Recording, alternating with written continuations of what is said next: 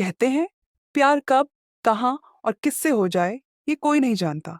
कभी कभी एक छोटी सी मुलाकात एक नई कहानी की शुरुआत बन जाती है। कुछ मुलाकातें इतनी खास होती हैं कि वे हमारी जिंदगी को हमेशा के लिए बदल देती हैं। ये कहानी भी एक ऐसे ही अनजान एहसास की शुरुआत है। एक एहसास जो धीरे धीरे प्यार में बदल गया।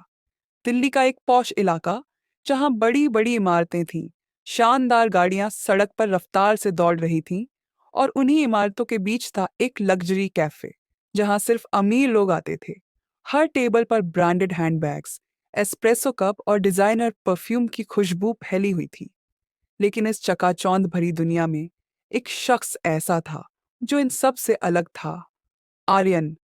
वही कैफे में काम करने वाला गरीब लेकिन स्वाभिमानी लड़का। उसकी दुनिया बड़ी नहीं थी, लेकिन उसकी आंखों में सपने बहुत बड़े थे। वह वहां वेटर का काम करता था, लेकिन उसके दिल में एक कलाकार बसा था। जब भी उसे थोड़ी फुर्सत मिलती, वह अपनी स्केचबुक निकालता और उसमें अपनी भावनाएं उतारता। आज भी वह किसी अनदेखे चेहरे की तस्वीर बना रहा था। शायद उसकी कल्पना में कोई बस चुका था, या फिर उसकी कलम किसी अनजाने एहसास की ओर इशारा कर रही थी।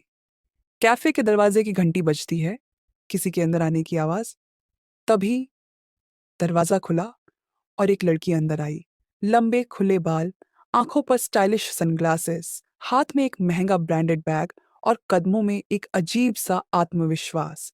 वह लड़की हर किसी की नजरों में थी। कियारा मल्होत्रा, एक बड़े बिजनेस टाइकून की बेटी, जिसने हमेशा जिंदगी की हर खुशी चांदी की थाली में पाई थी।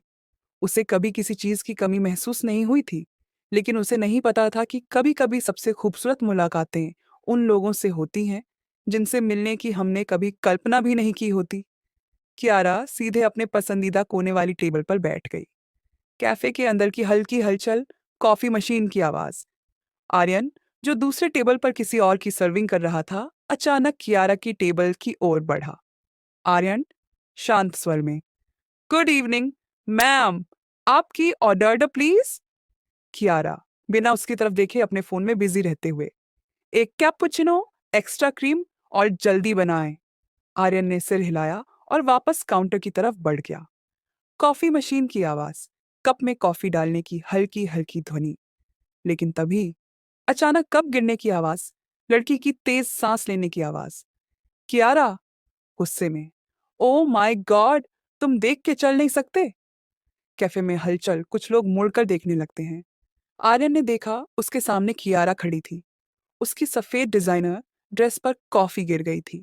आर्यन शांत स्वभाव से, मैम, मुझे नहीं लगता कि ये मेरी गलती थी, पर फिर भी मैं माफी चाहता हूँ। कियारा ने गुस्से से आर्यन को देखा। कियारा तेज आवाज में, सॉरी, तुम्हें पता भी है ये ड्रेस कितने की थी?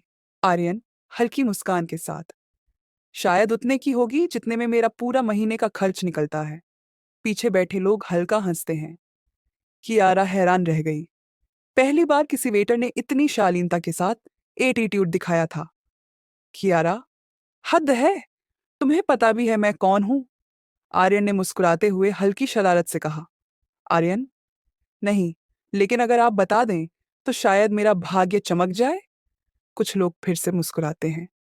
कियारा गुस्से में वहां से चली गई, लेकिन वो जितनी गुस्से में थी, उतनी ही चौंक भी गई थी। रात का सीन, हल्की हवा की आवाज, दूर कहीं गाड़ियां गुजर रही हैं। उस रात आर्यन अपनी छोटी सी बस्ती के छोटे से कमरे में बैठा था। उसके सामने वही स्केचबुक खुली थी, और अजीब बात यह थी, उसने बिना सोचे समझे कियारा का स्केच बना दिया था। वह खुद हैरान था। आर्यन सोचते हुए, क्या अजीब लड़की थी, घमंडी भी, लेकिन उसमें एक अलग सी एनर्जी भी थी। तभी आर्यन के फोन पर एक अनपेक्षित इनविटेशन आया।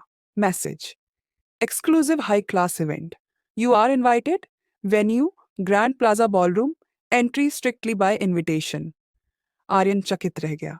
ये इनविटेशन उसके पास कैसे आया? ये इनविटेशन आर्यन के पास कैसे आया? क्या ये किसी नई कहानी की शुरुआत थी या कोई साजिश? और क्या इस पार्टी में कियारा भी होगी?